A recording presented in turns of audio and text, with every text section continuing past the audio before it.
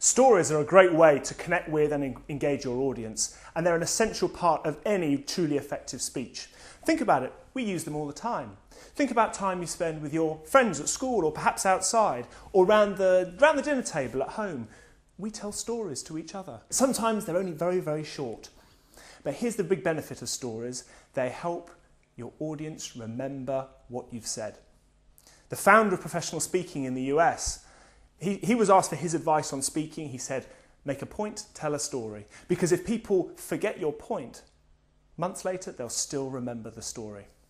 Take, for example, the speaker that I saw speaking in Washington, D.C. 3 years ago. 2,000 people in the audience. And this speaker came up to the front of the stage. He had 7 minutes to compete for the title of World Champion of Public Speaking. Guess what he did? He told a story about his baby brother Ricky, his spoiled baby brother Ricky, and the speaker's favourite toy, a punch bag that used to punch and watch it bounce and come back.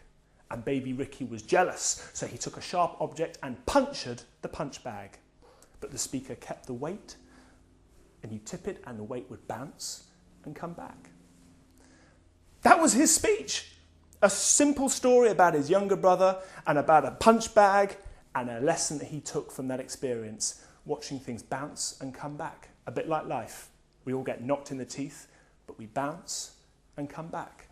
Stories are great because even now, 3 years on, I remember the message because I remember that speaker's story. What stories do you have? The more personal, the better. Because think about it, if you're telling a personal story, it's more genuine, it means more to you, it'll mean more to your audience, and it's also a helpful way of getting through a speech without having to worry about notes. Because if I was to ask you to tell me about the last time you went on holiday, it's unlikely you'd say, let me just go and check my notes. Stories are powerful. Use them.